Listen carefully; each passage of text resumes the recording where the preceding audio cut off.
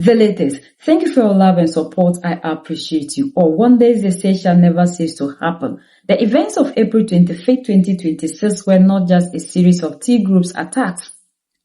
They were a high-stake geopolitical maneuver, a coordinated strike intended to break the back of the Malian state and send a signal to the world that the Alliance of Sahel States, AES, is under siege by global syndicate. When you look at the facts from the blood of the ground in Bamako to the media studio in the Middle East, the picture becomes clear. This is a proxy war. Please, if you haven't subscribed, subscribe and turn on the notification and select all. On April 25th, 2026, Mali witnessed the most sophisticated and simultaneous assault in its modern history. This wasn't a hit and run. It was a nationwide offensive targeting the very heart of the transition government. Armed groups launched near simultaneous strike on the military base in Kita, the international airport in Bamako, the regional hubs in Savary, Gao, Mufti, and Kidal.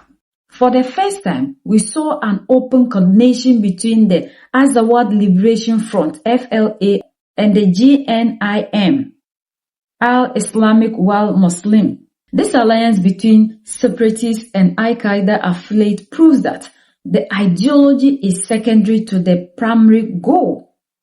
The dismantling of the Malian leader and the reversal of its sovereign path.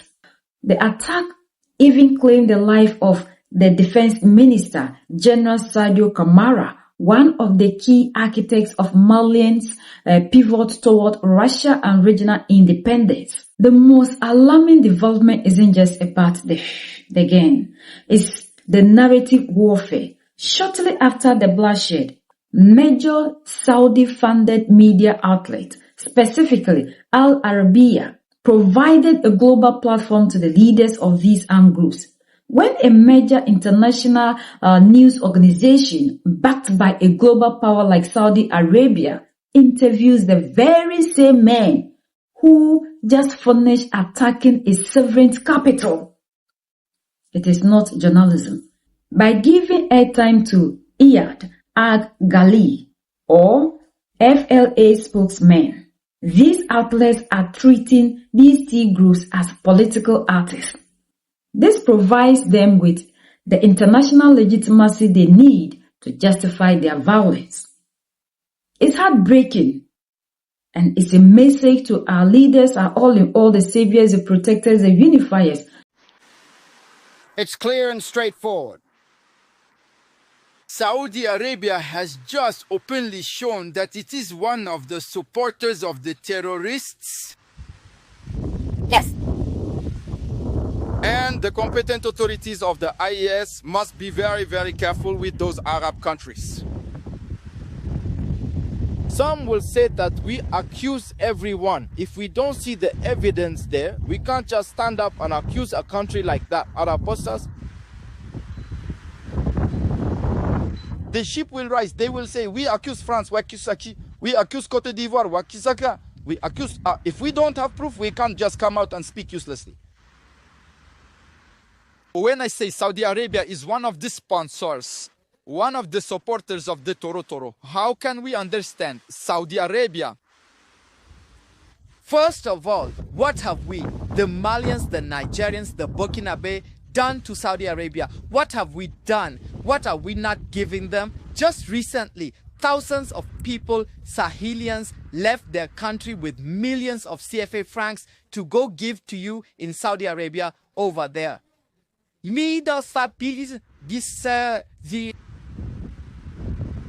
Despite all that, it's insufficient, you know. We took your culture. You imposed your culture on us. We even consumed it.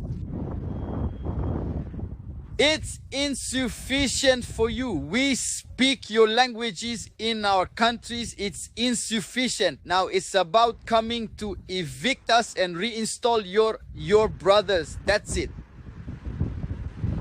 In Saudi Arabia, a media outlet give the floor to the Toro who attacked Mali on the 25th April 2026, in Saudi Arabia, a media outlet, a television gives a voice to the Toro. They express themselves, Saudi Arabia, which made us believe that if you haven't been there, if you haven't adopted their culture, you can't go to paradise. You're not close to God. They are the ones who support people who kill, who rape, who massacre, who do everything. Some people will say that the Saudi authorities, maybe they are not crazy. The media there, it's in Saudi Arabia, a Saudi media. Arabia, it gives a voice to the Toro. Huh?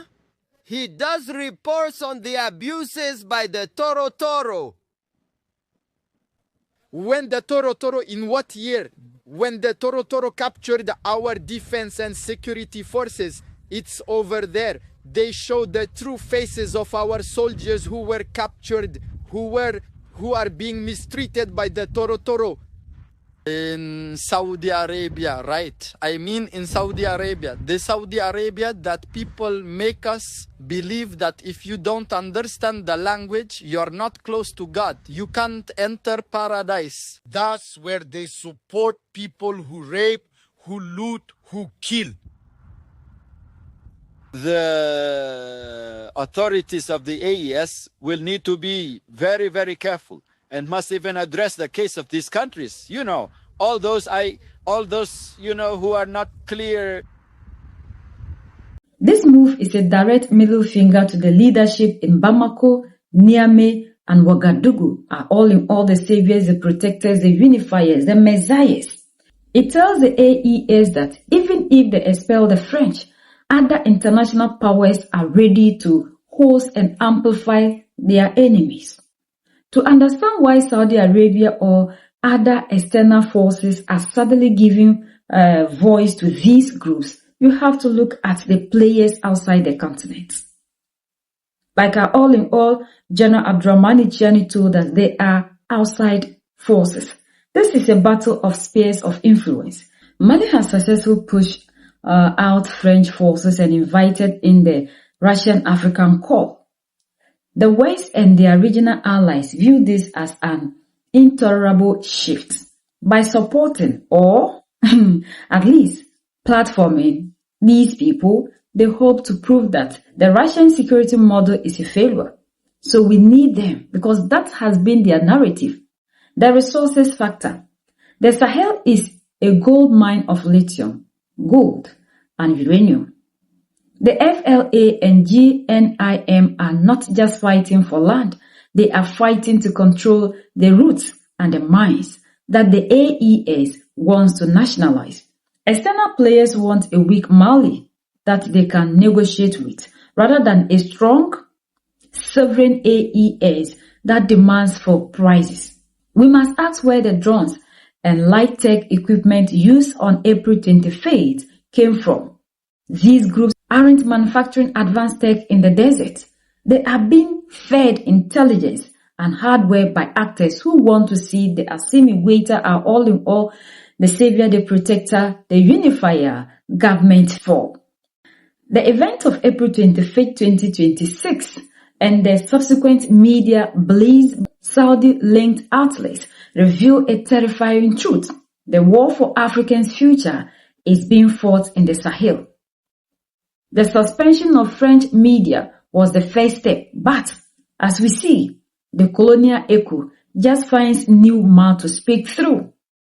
Whether it is Paris, Washington, or Riyadh, the goal remains the same: to keep the Sahel divided, dependent, and devastated by internal chaos. The AES is standing on the front line of a global conflict, and our leaders made it clear to us that they are internal and external. They are not just fighting T groups, they are fighting a global syndicate that will use every single tool, from Al-Qaeda fighters to satellite new brokers, to stop the march towards absolute sovereignty. The people are watching. and the truth cannot be silenced by a media interview. The time for them to understand that the African is awoken is now. We see them and we believe in our leaders who continue to fight to defend, no matter what the situation might be. AES will continue to stand, will win, Africa must be sovereign, our resources belong to us, and they must be used to defend and protect us. We are the only ones that can set ourselves free. United we stand, divided we fall, and united we keep standing forever and ever. The greatest enemy of the African is mental slavery. So let's decolonize ourselves from mental slavery. Let's keep sharing to educate our brothers and sisters. Together we make Africa great for ourselves and the next generations that are going to come. So that's the latest around the world, Middle East, and in Saudi Arabia.